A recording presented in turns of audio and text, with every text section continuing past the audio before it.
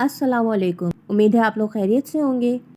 ये नावल तू नमाज़े इश्क है, इसकी हम आज दूसरी किस्त आपके सामने लाए हैं। यकीनी तौर पे आपको क़ुर्रतुल ऐन खुर्रम हाशमी का ये नावल बहुत पसंद आ रहा होगा।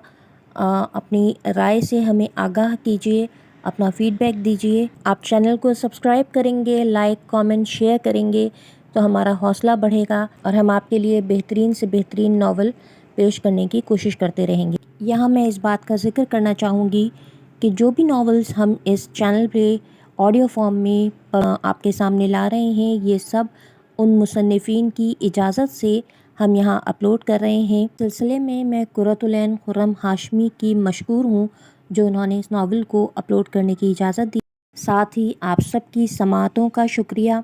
चलिए अब हम इस नावल की अगली किस्त यानी सेकंड एपिसोड को सुनते हैं। मोहब्बत इस तरह भेजो कि जैसे फूल पे तितली उतरती है, हवा में डोलती पर तोलती तितली, लरसती कपकपाती पंखड़ियों को प्यार करती है तो हर पत्ती निखरती है। मोहब्बत इस तरह भेजो कि जैसे चार सू खुशबू बिखरती है।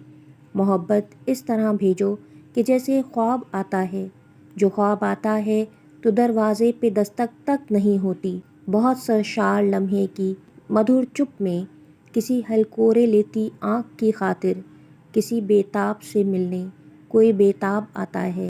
मोहब्बत इस तरह भेजो कि जैसे झील में महताब आता है। मौसम बदल रहा था। बहार की आमद ने दरख्तों को सब्ज़ा बख्श दिया था। तरह तरह के खूबसूरत फूल और उनकी दिलफरेब खुशबुएं किसी अनदेखे जहां का रास्ता दिखाती थीं। मिशेल ने सरशार कदमों से चलते मुस्कुराकर हरे भरे दरख्त को देखा जिस पे कास्ती रंग के बहुत खूबसूरत फूल खिले हुए थे। बहार दरख्तों पे ही नहीं, अब के उसकी उदास ज़िंदगी में भी आई थी और ठहर सी गई थी। हाशिर के साथ ज़िंदगी का आगाज़ किए उसे 6 महीने गुजर चुके थे और हर गुजरते दिन के साथ साथ उसका मोहब्बत पे यकीन बढ़ता जा रहा था। हाशिर की मोहब्बत ने उसके दिल से हर डर हर खौफ निकाल दिया था। हाशिर को एक अमेरिकन कंपनी में बहुत अच्छी जॉब मिल गई थी और उसकी तरक्की की राहें बहुत वाज़ेह थीं। मिशेल ने स्टोर की जॉब छोड़ दी थी। वो सिर्फ हाशिर के अपार्टमेंट में खिड़की के पास खड़े होकर हाशिर की राह देखती, घर को सजाती संवारती, अच्छे अच्छे खाने बनाती, गुनगुनाती ज़िंदगी के इस नए रूप का मज़ा उठा रही थी। वीकेंड पे या अक्सर रात को दोनों हाथों में हाथ डाले लंदन की सड़कों पे निकल जाते। हाशिर की हर बात पे मिशेल की ज़िंदगी भरपूर हंसी गूंजती थी। मिशेल ने हाशिर के साथ मिलकर ज़िंदगी के बहुत से ख्वाब देखे और सजाए थे। अब मिशेल को समझ आने लगी थी कि मोहब्बत कैसे मुर्दा ज़मीनों को अपने लम्ह से ज़िंदा कर देती है। मोहब्बत ज़िंदगी को कितना मुकम्मल और ख़ूबसूरत बना देती है। मिशेल को लगने लगा था कि उसे भी हाशिर से मोहब्बत होने लगी है। मिशेल ने दरख्त के नीचे सड़क पर गिरे कासनी रंग के फूलों की अपनी झोली में भर लिया और उनकी नर्म पत्तियों पर हाथ फेरती धीरे से मुस्कुरा दी। मोहब्बत भी तो इन कासनी रंग के फूलों जैसी है ना। शुक्र है कि शादी की तारीख तय हो गई है। अब सबसे पहले बहनों को मुत्तला करना है, वो आसानी से शादी में शिरकत कर सकें। सभी तो दूर देशों में ब्याही गई हैं। फरहत बेगम ने करेले छीलते हुए सानिया को मुखातिब करते हुए कहा, जो काम वाली से अपनी निगरानी में सफाई करवा रही थी। जी फूफो अम्मी, अनादिल ने इसी दिन से सबको इत्तला पहुंचा दी थी, बल्कि अब्बू और अम्मी की भी बात हुई थी। साइमा आपी और फरहीन बाजी कुछ ही दिनों तक अपनी सीटें कंफर्म करवाएंगी। बाकी बची राहिमा तो वो कराची में है, किसी वक्त भी आ सकती है। नुसरत फुप्पो और शामीन तो पहले ही तैयार बैठी हुई हैं, देखना सबसे पहले वो लोग पहुंचेंगे। सानिया ने मुस्कुराते हुए कहा तो फरहत बेगम भी हंस दी। शामीन से मिले उन्हें भी 2 साल हो चुके थे। अभी तो ये शुक्र था कि इंटरनेट ने फासलों को ख़त्म करके रख दिया था। साइमा, फरहीन और राइमा और शामीन से हर दूसरे रोज़ बात हो जाती थी, इसीलिए दूरी का एहसास काफ़ी हद तक कम हो जाता था। चलो शुक्र है जोया की बात फाइनल हुई, अब सिर्फ अमन रह गई है, फिर मेरे भाई का आंगन खाली हो जाएगा। फरहत बेगम ने आबदीदा होते हुए कहा तो सानिया उनके पास आई और उनके कंधे पे हाथ रखते हुए बोली, फूफो अम्मी, अमन तो अभी काफ़ी छोटी है, 3rd ईयर की स्टूडेंट है, उसकी शादी अभी कहाँ होनी है। और वैसे भी मैं हूँ ना अम्मी अब्बू के पास, वो भला अकेले कैसे हुए। सानिया ने मोहब्बत से कहा तो फरहत बेगम अजबात में सर हिलाकर रह गईं। अभी तो आप आने वाले वक्त का सोचें, جب سب نے اپنے اپنے بچوں سمیت آ کر ڈیرے ڈال لینے ہیں، دیکھیے گا آپ بڑے خود ہی اتنے شور شرابے سے تنگ آ جائیں گے۔ ثانیہ نے ہلکے پھلکے لہجے میں آنے والے وقت کا نقشہ کھینچتے ہوئے کہا تو فرحت بیگم بے ساختہ ہنس دی۔ اپنوں سے کوئی نہیں گھبراتا اور پریشان ہوتا، بس اللہ خیر کا وقت لائے۔ فرحت بیگم حسب توقع جلد بہل گئیں تو ثانیہ نے زیر لب آمین کہا اور چھلے ہوئے کریلے اٹھا کر کچن میں چلی آئی۔ انادل کو بھرے کریلے بہت پسند تھے اور آج ثانیہ کا ارادہ قیمہ بھرے کریلے بنانے کا تھا اور جلدی جلدی ہاتھ چلانے لگی۔ تم جانتی ہو کہ پہلی بار میرا دل کب تمہارا اسیر ہوا تھا؟ ایک دن لنچ آور میں ریسٹورنٹ میں کھانے سے لطف اندوز ہوتے ہوئے حسب توقع اس کی سنہری جھیل جیسی آنکھوں میں لا علمی بہت واضح تھی جب اس نے انکار میں سر ہلا دیا۔ مجھے اندازہ تھا، اس نے سر ہلاتے ہوئے خود کو سراہتے ہوئے کہا تو وہ اسے گھور کر رہ گئی۔ خیر محترمہ، گھورنا بند کرو تاکہ میں آگے بات کر سکوں۔ واللہ تمہاری یہ آنکھیں تو کچھ اور کرنے ہی نہیں دیتی، اس نے بے چارگی سے کہا تو اس نے جھینپ کر آنکھیں جھکا لیں اور اپنی پلیٹ میں ادھر سے ادھر چمچ پھیرتی اس کی اگلی بات کی منتظر تھی۔ اس نے پانی کا گلاس اپنے لبوں سے لگایا اور بے دہانی میں اس کے ساتھ بیٹھی اس گلابی لباس میں ملبوس کسی انکہی سی داستان جیسی لڑکی کو دیکھا جس کے خوبصورت بال کچھ شانے پہ اور کچھ پشت پہ بکھرے ہوئے تھے۔ اس نے دھیرے سے مسکرا کر گلاس میز پر رکھا۔ اب بول بھی چکو؟ دفعتاً اس لڑکی نے جھنجھلا کر کہا تو وہ معصومیت سے بولا، میں نے کچھ بولنا تھا کیا؟ مگر پھر اس کے غصے سے بھرپور تیور دیکھ کر جلدی سے بولا، اچھا یاد آ گیا، بتاتا ہوں۔ اس نے ہاتھ اٹھاتے ہوئے کہا تو وہ سر جھٹک کر ریسٹورنٹ کی ونڈو سے باہر نظر دوڑانے لگی۔ وہ ایک عام سا دن تھا، مگر مجھے نہیں معلوم تھا کہ یہ عام سا دن میری زندگی کے سب سے خاص اور اہم دن میں بدل جائے گا اور مجھے اس خاص جذبے کا اسیر بنا دے گا جسے لوگ محبت کہتے ہیں۔ اس کی آواز میں کچھ خاص تاثر تھا کہ وہ بے اختیار گردن موڑ کر اسے دیکھنے لگی، جس کی نظریں بظاہر اس پر تھیں مگر ذہن کہیں دور بھٹک رہا تھا، جیسے وہ تصور کی آنکھ سے دوبارہ وہ منظر دیکھ رہا تھا۔ آفس کے پاس واقع اس قریبی پارک میں اکثر ہی ہم سب وہاں جاتے ہیں اور تم تو خاص کر، شاید تمہیں پارک کے کونے والے بینچ پر بیٹھ کر لوگوں کو دیکھنا بہت اچھا لگتا ہے نا؟ اس نے پوچھا تو وہ دھیرے سے مسکرا کر اثبات میں سر ہلانے لگی۔ اس دن بھی تم لنچ آور میں ہاتھ میں کوک ٹن اور برگر پکڑے اپنے مخصوص جگہ پر آ کر بیٹھ گئیں اور پارک میں ادھر ادھر نظریں دوڑانے لگیں۔ جب تمہاری نظروں نے کچھ فاصلے پر موجود ایک غریب اور مفلوق الحال بچے کو اپنی طرف دیکھتے ہوئے پایا، غور سے دیکھنے پہ تمہیں اندازہ ہوا کہ وہ بچہ تمہیں نہیں، تمہارے ہاتھ میں پکڑے کھانے پینے کی چیزوں کو حسرت سے دیکھ رہا تھا۔ تم کچھ دیر تک اس بچے کی حسرت و یاس میں ڈوبے ہوئے چہرے کو دیکھتی رہیں، پھر تم اپنی جگہ سے اٹھیں اور دھیرے دھیرے قدم بڑھاتی اس بچے تک پہنچی اور اس کے سامنے گھٹنوں کے بل جھک کر بیٹھ کر تم نے پوچھا، برگر کھاؤ گے؟ تم نے اپنے ہاتھ میں موجود برگر کی طرف اشارہ کرتے ہوئے پوچھا تو بچے نے بے اختیار اثبات میں سر ہلا دیا۔ یہ تم لے لو۔ مگر تم نے اپنے ہاتھ میں پکڑا پیکٹ اس کی طرف بڑھاتے ہوئے ایک دم سے ہاتھ روک کر کہا۔ تب تک بچہ ایک طرف سے پیکٹ پکڑ چکا تھا، اب سوالیہ نظروں سے تمہاری طرف دیکھ رہا تھا۔ Give me one smile like an angel. مجھے ایک فرشتے کی طرح مسکرا کر دکھاؤ۔ بچے نے حیرت سے کچھ دیر تمہارا چہرہ دیکھا، چہرے پر پھیلے نرم تاثر اور ہلکی سی مسکراہٹ اور ہاتھ آئے پیکٹ نے اسے بے اختیار ہنسنے پر مجبور کر دیا تھا۔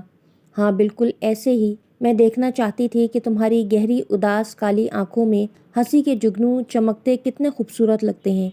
تم نے کچھ دیر تک اس کے معصوم چہرے پر خوشی کے بکھرے رنگ دیکھتے ہوئے کہا اور اپنے ہاتھ میں پکڑی دونوں چیزیں اسے پکڑا دی تھی۔ وہ بچہ خوشی خوشی وہاں سے چلا گیا تھا اور تم نے زمین سے اٹھتے ہوئے اپنے کپڑے جھاڑے اور رسٹ واچ میں ٹائم دیکھتی ہوئی کندھے پر بیگ ڈالے وہاں سے چل پڑی، یہ جانے بغیر کہ تمہارے اندر کی اس خوبصورتی اور اچھائی نے پاس کھڑے کسی انجان شخص کو تمہارا اسیر بنا دیا تھا۔ تم جانتی ہو کہ بس ایک لمحہ ہی ہوتا ہے جب اچانک کسی محبت کا بیج ہمارے دل کی سرزمین میں لگتا ہے اور دیکھتے ہی دیکھتے اس کی جڑیں ہر رگ میں محشر برپا کر دیتی ہیں، سانسوں میں ایسی بس جاتی ہیں جیسے اس شخص کے بغیر سانس لینا ہی گناہ ہو۔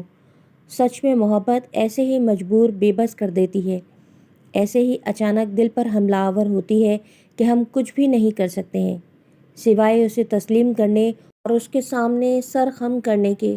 اور میں نے بھی اس لمحے اپنے دل میں تمہیں تسلیم کر لیا تھا۔ اس نے بے اختیار ہو کر کہا تو وہ اپنی سنہری آنکھیں ایک دم سے جھکا گئی، مگر اس کے چہرے پر پھیلی شفق بہت خوبصورت لگ رہی تھی۔ میں آج برملا اعتراف کرتا ہوں کہ اس دن سے میں تمہاری محبت کی دنیا میں دن سے رات کرتا ہوں، اس محبت میں تمہارے ساتھ ایک ایک لمحے میں صدیاں جی رہا ہوں۔ پھر بھی لگتا ہے جیسے یہ بھی محبت وقت اور عمروں کی قید سے آزاد ہونے کے باوجود وقت کو کتنا مختصر کیوں بنا دیتی ہے کہ تمہارے ساتھ جتنا بھی گزار لوں لگتا ہے کہ وہ کچھ بھی نہیں ہے۔ اس نے بے چارگی سے اپنے گھنے بالوں میں ہاتھ پھیرتے ہوئے کہا تو اس کی بے بسی اور انداز پہ وہ بے اختیار کھلکھلا کر ہنس پڑی۔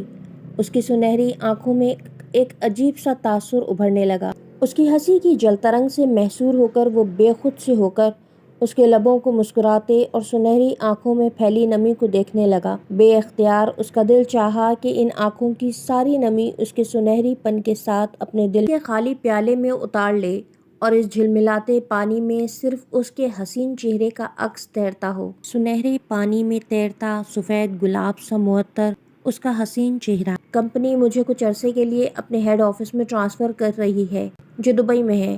ڈنر سے فارغ ہو کر نیپکن سے ہاتھ صاف کرتے ہوئے حاشر نے مشل سے کہا اور برتن اٹھاتی وہ ایک دم چونک کر رک گئی۔ اس کے چہرے پہ خوف سا پھیل گیا اور وہ سرسراتے ہوئے لہجے میں بولی، میں یہاں اکیلے کیسے رہوں گی؟ مشل نے پریشان ہو کر پوچھا تو کرسی سے اٹھتا حاشر اس کے چہرے کی طرف دیکھ کر ٹھٹک گیا اور پھر دوبارہ واپس بیٹھتے ہوئے اس کے ہاتھ پہ اپنا ہاتھ رکھتے ہوئے بولا، تمہیں ہر دم ڈر کیوں لگا رہتا ہے کہ میں تمہیں چھوڑ کر چلا جاؤں گا؟ حاشر نے گہری نظروں سے اسے دیکھتے ہوئے کہا، اس لیے کہ میں نے اپنے خون کے رشتوں کو بھی ناپائیدار اور ادھورا دیکھا ہے۔ یہ 6 مہینے تمہارے ساتھ ایک خوبصورت خواب کے مانند لگتے ہیں، جیسے میں آنکھیں کھولوں گی اور یہ خواب ٹوٹ جائے گا۔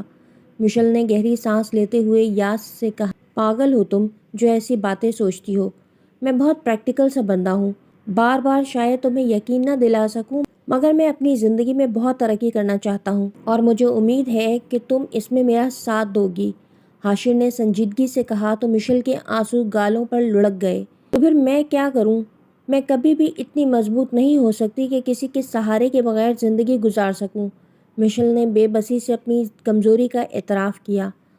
محترمہ، اس وقت آپ صرف اتنا کریں کہ آپ آنسو صاف کریں اور میرے ساتھ چلنے کی تیاری کریں۔ کمپنی نے دوسری سہولتوں کے ساتھ ساتھ رہائش بھی دی ہے۔ حاشر نے نرمی سے اس کے رخسار کو چھو کر کہا۔ وہ خوشی سے اچھل پڑی۔ آپ سچ کہہ رہے ہیں حاشر؟ مشل نے پوچھا تو حاشر نے مسکراتے ہوئے اس بات میں سر ہلا دیا۔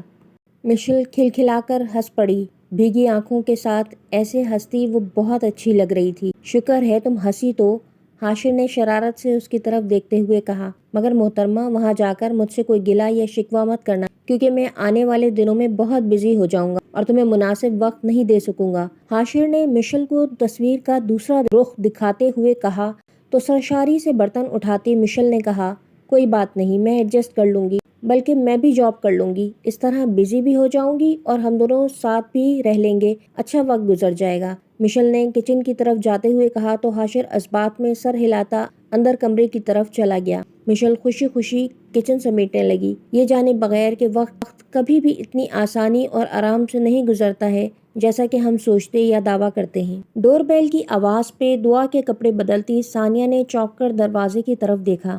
اس وقت کون آ گیا؟ ثانیہ نے سوچتے ہوئے گھڑی کی طرف دیکھا جو دوپہر کے 2 بجا رہی تھی۔ انادل کچھ دیر پہلے ہی آفس سے گھر آیا تھا۔ ویکینڈ ہونے کی وجہ سے ان کا آج آؤٹنگ پہ جانے کا ارادہ تھا۔ امن کافی دنوں سے ضد کر رہی تھی اور وہ انادل کو اپنی چھوٹی بہنوں کی طرح عزیز تھی۔ زویا اور امن بھی انادل سے بھائیوں والے لاڈ ہی اٹھواتی تھی۔ ثانیہ کو گود میں اٹھائے کمرے سے باہر نکلی تو انادل ہاتھ میں کوئی پیکٹ پکڑے اندر داخل ہو رہا تھا۔ کون تھا انادل؟ ثانیہ نے پوچھا تو اپنے دھیان میں جاتا انادل چونک گیا۔ کوئی نہیں، وہ TCS تھا میرے نام پہ، آئی تھنک یہ گاؤں والی زمین کے پیپرز ہیں۔ انادل نے الٹ پلٹ کر پیکٹ کو دیکھا۔ میں اسٹڈی میں ہوں، پلیز اچھی سی چائے بنا کر دو۔ انادل نے غور سے پیکٹ پر لکھے بھیجنے والے کے ایڈریس کو پڑھا اور اسٹڈی روم میں چلا گیا۔ ثانیہ سر ہلاتی دعا کو پھوپھی امی کے پاس بٹھا کر چائے بنانے کچن میں چلی آئی۔ دبئی آنے اور سیٹ ہونے کے کچھ دنوں بعد ہی حاشر بری طرح کام میں بزی ہو گیا۔ اپنے بڑے سے خوبصورت اپارٹمنٹ میں اکیلی بیٹھ کر حاشر کا انتظار کرتے مشل شدید بوریت کا شکار ہونے لگی۔ اتنا بڑا دن کاٹے نہیں کٹتا تھا۔ اکثر رات کو بھی حاشر گھر نہیں آتا تھا کیونکہ اسے کام کے سلسلے میں مختلف آس پاس کے اسٹیٹس میں جانا پڑتا تھا۔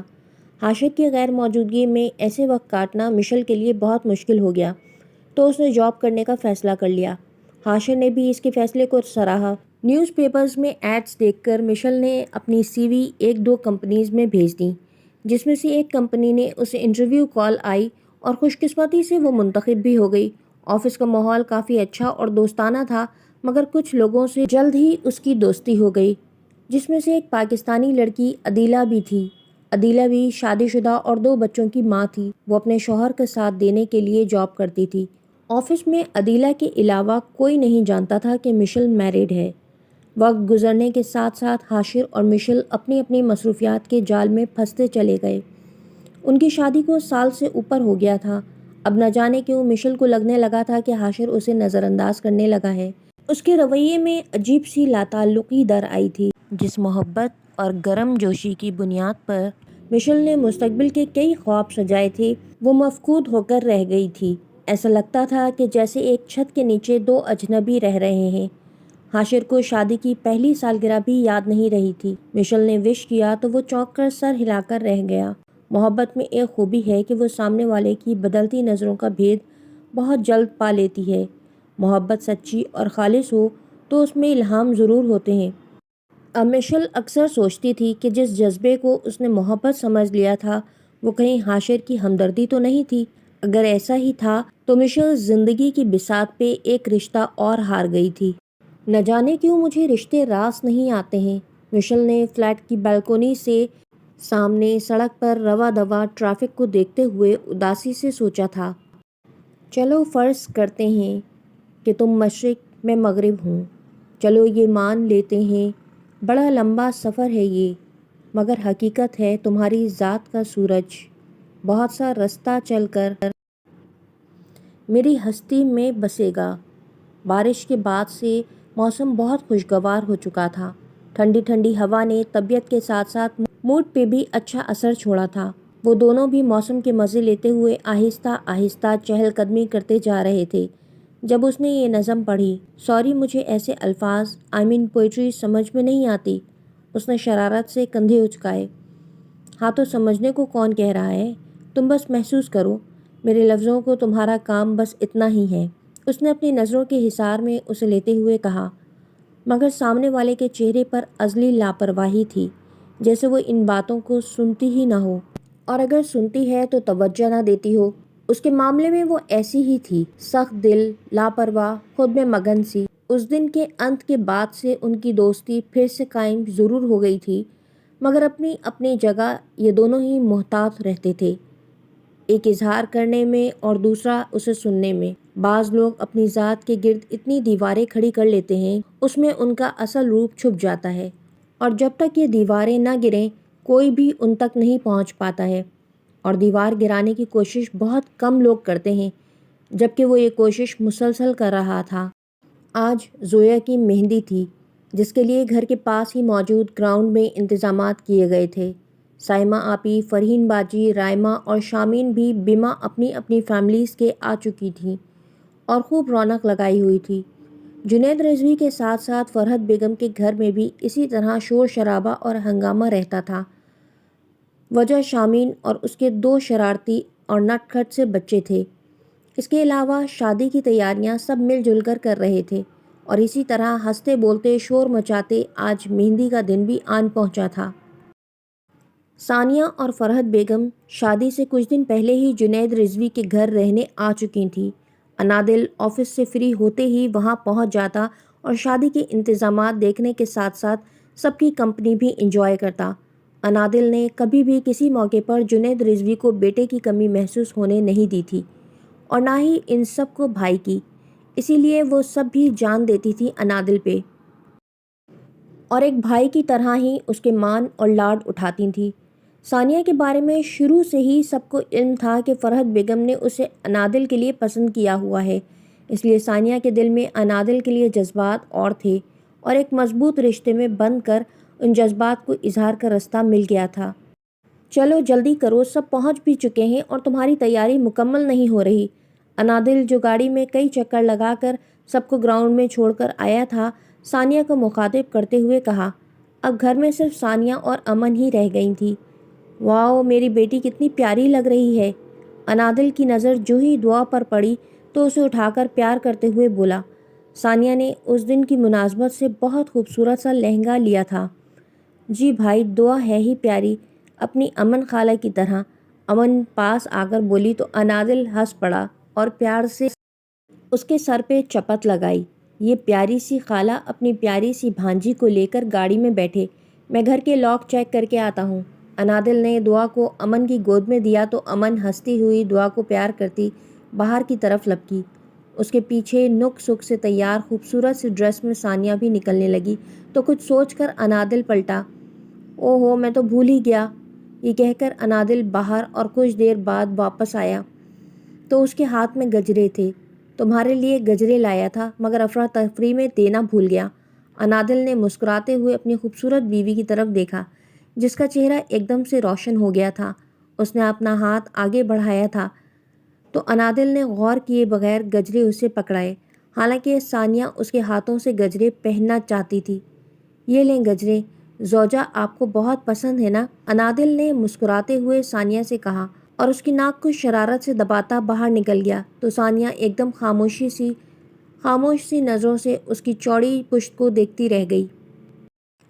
نہ کوئی صراحتی نظر ڈالی، نہ کوئی شوخ جملہ۔ گجرے بھی اس طرح دیے جیسے فرض ادا کر رہے ہوں۔ نہ جانے کیوں کبھی کبھی مجھے ایسا لگتا ہے کہ جیسے انادل صرف اپنا فرض ادا کر رہے ہیں، ایک اچھے شوہر ہونے کا، اچھے باپ بننے کا۔ ان کے رویے میں وہ بے ساختگی اور وارفتگی نہیں ہے جو محبت کی پہچان ہوتی ہے۔ انادل نے ہمیشہ یہی کہا ہے کہ مجھے کیا پسند ہے اور کیا نہیں، مگر یہ کبھی نہیں بتایا کہ انہیں خود کیا پسند ہے کیا نہیں۔ کیا انہیں میرے ہاتھوں پر لگی مہندی اچھی لگتی ہے؟ کیا میرے ہاتھوں میں سجے گجرے انہیں بھی پسند ہیں؟ نہ جانے کیوں مگر کچھ ایسا ضرور تھا جو اس منظر کو مکمل نہیں ہونے دیتا تھا۔ اس وقت بھی ثانیہ کو وہ کچھ الگ تو ہو رہا تھا مگر وہ سمجھ نہیں پا رہی تھی۔ شاید یہ میرا وہم ہو۔ ثانیہ نے گہری سانس لیتے ہوئے اپنے ذہن میں بھرے وہم کو جھٹکا اور نفیس دوپٹے کو کندھے پہ ڈالتی باہر کی طرف چل پڑی جہاں انادل اس کا منتظر تھا۔ ثانیہ کے نکلتے ہی اس نے گھر کو لاک کیا اور کار کا فرنٹ ڈور کھول کر ثانیہ کو بٹھایا۔ پچھلی سیٹ پہ بیٹھی امن اور دعا کی ہنسی فضا میں خوبصورت جلترنگ بکھیر رہی تھی کہ ثانیہ اور انادل بھی ایک دوسرے کی طرف دیکھ کر مسکرا اٹھے۔ یہ کون ہے؟ بیڈ پر بیٹھی حاشر کو تیار ہوتے دیکھ کر مشل نے سرسری سے لہجے میں سوال کیا تھا، مگر بالوں میں برش پھیرتا حاشر کا ہاتھ ایک لمحے کے لیے رکا تھا اور اس نے آئینے میں نظر آتی مشل کے عکس کو غور سے دیکھا تھا، پھر ہیئر برش زور سے ڈریسنگ ٹیبل پر پھینکتے ہوئے مڑا۔ تمہیں بتایا تھا نا میں نے کہ ریٹا باس کی بیٹی ہے اور جس پروجیکٹ پہ کام کر رہا ہوں اس کو ہینڈل کر رہی ہے، مگر تم کیوں پوچھ رہی ہو؟ حاشر نے مصروف سے لہجے میں بتاتے ہوئے اس سے پوچھا۔ تمہارے باس کی بیٹی کیا اپنے سب اسٹاف سے اسی طرح فرینک ہے جیسے تمہارے ساتھ ہے؟ مشل نے سنجیدگی سے سوال کیا تو حاشر تب گیا۔ اب تم جاہل عورتوں کی طرح مجھ سے شک مت کرنے لگ جانا۔ انسان جہاں کام کرتا ہے وہاں اکثر و بیشتر ایسی دوستیاں قائم ہو جاتی ہیں، یہ معمول کی باتیں ہیں۔ کیا میں نے کبھی تم سے پوچھا یا چیک کیا ہے کہ اپنے میلز کولیگ کے ساتھ تمہاری کتنی فرینکنیس ہے یا نہیں؟ حاشر نے ناگواری سے لفظ چباتے ہوئے کہا اور زور سے دروازہ بند کرتا گھر سے باہر نکل گیا۔ اسے ایک آفیشل ڈنر پر جانا تھا جہاں بقول اس کے وہ مشل کو نہیں لے جا سکتا تھا۔ مشل نے خاموشی اور ڈبڈبائی آنکھوں سے بند دروازے کو دیکھا۔ حاشر کے لفظ کتنے سخت اور تکلیف دہ ہوتے تھے اسے احساس ہی نہیں ہوتا تھا کہ مشل کس اذیت اور تکلیف سے گزرتی ہے، اور اب تو یہ معمول بن چکا تھا۔ مشل کی معمولی اور چھوٹی سی بات پہ بھی حاشر اسی طرح ری ایکٹ کرتا تھا کہ مشل بہت کچھ سوچنے پہ مجبور ہو جاتی تھی کہ آخر حاشر کے بدلتے رویے کی وجہ کیا ہے، اور پھر اسے بہت جلد پتہ چل بھی گیا۔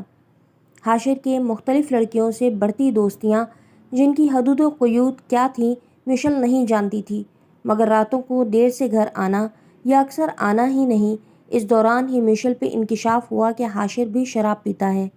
مشل کو یہ جان کر بہت تکلیف ہوئی۔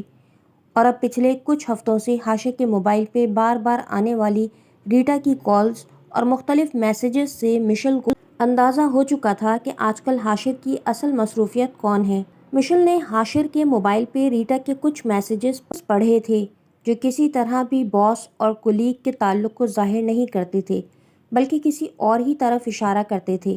مشل کو یاد ہے یہاں آنے سے پہلے حاشر نے اسے کہا تھا کہ وہ زندگی میں بہت کامیابی اور ترقی چاہتا ہے اور اس کے لیے کچھ بھی کر سکتا تھا، اور شاید ریٹا کی صورت میں اسے وہ سیڑھی مل چکی تھی۔ اب اس کے لیے مشل کو چھوڑنا پڑتا تو وہ شاید ایک لمحے کو بھی دیر نہ کرتا۔ مشل صبر اور دعا سے کام لے رہی تھی کیونکہ حاشر کے سوا اس کے پاس کوئی اور راستہ نہیں تھا، کوئی رشتہ نہیں تھا۔ کبھی کبھی وہ بے اختیار خدا سے شکوہ کرنے لگتی تھی۔ اسے لگتا تھا کہ دنیا میں اس سے زیادہ بدقسمت کوئی نہیں تھا جس کے دونوں ہاتھ خالی تھے اور زندگی میں کوئی سچا اور کھرا رشتہ نہیں تھا۔ مشل نے روتے ہوئے سر گھٹنوں میں چھپا لیا۔